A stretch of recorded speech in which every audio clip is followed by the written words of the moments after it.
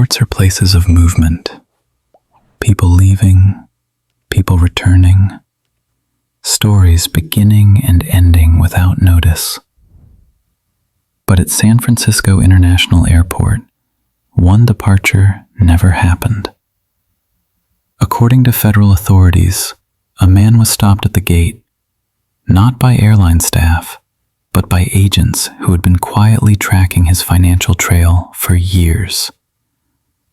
No struggle, no spectacle, just a moment where an investigation stepped out of the shadows. The man was Cahimir Chinedu Luke, a US-based healthcare executive.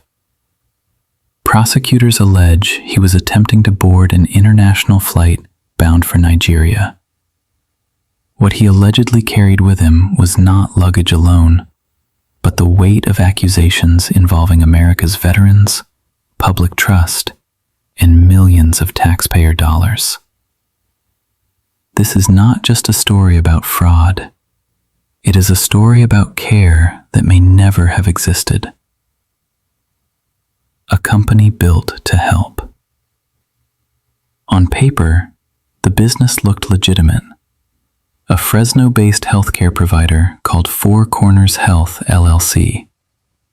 Its role was simple: provide in-home care to U.S. veterans, many of them elderly, disabled, or chronically ill, under the Veterans Community Care Program.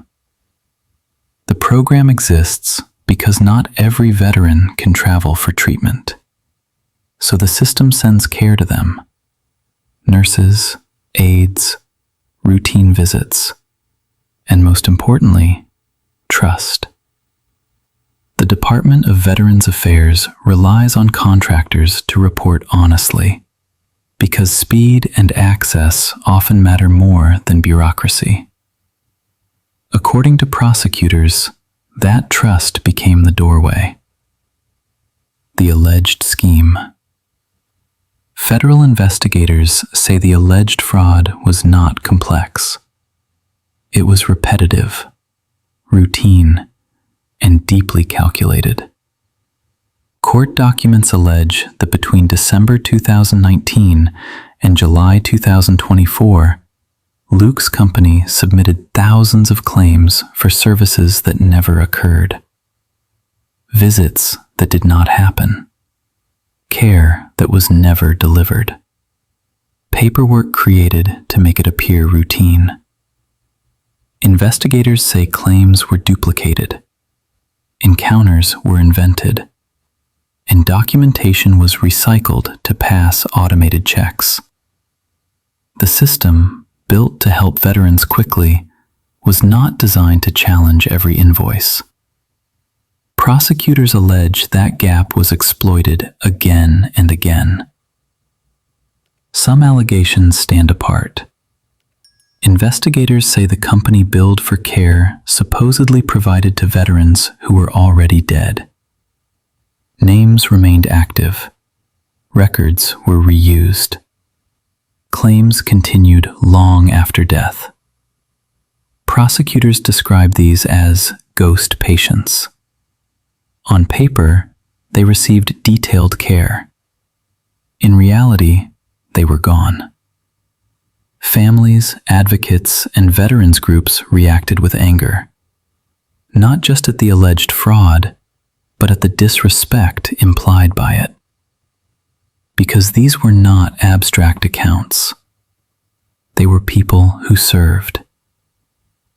The scale. Federal authorities say the volume of alleged fraud was staggering. Approximately 10,000 fake claims. Not isolated errors, not administrative confusion, but what prosecutors describe as a pattern. Over time, investigators estimate the scheme generated nearly $7 million in improper payments, more than $1.5 million per year. The money flowed quietly, through standard reimbursements, approved contracts, and routine processing. Which raises a critical question. How did it go unnoticed? Oversight failures. The case does not only focus on one man. It also exposes weaknesses in oversight. Prosecutors argue that automated systems failed to flag impossible visit volumes. Human auditors missed repeated claims tied to deceased beneficiaries. A single provider, based in Fresno, allegedly exploited a national program for years. The safeguards lagged behind the paperwork. And according to investigators, the fraud grew inside that silence. The Nigeria link. Public attention intensified after the airport arrest. Luke's Nigerian background became part of the narrative, especially when authorities alleged he was caught boarding a flight out of the United States. Prosecutors say the timing raised concerns about flight risk, about money moving across borders, about accountability disappearing. In a global financial system, public funds can move quickly. Regulators warn that oversight must move just as fast, or it loses the race entirely. Conclusion: what this case means. As of now, Cahimir Chinedu Luke has not been convicted. He is presumed innocent. But the allegations alone have already forced difficult questions about trust in healthcare systems, about oversight in veteran care, and about how compassion can be turned into a tool for exploitation. If convicted, Luke faces up to 10 years in federal prison. But beyond sentencing, the case leaves something deeper behind. Because for the veterans whose names were allegedly used, the care never came. And that may be the most troubling truth of all.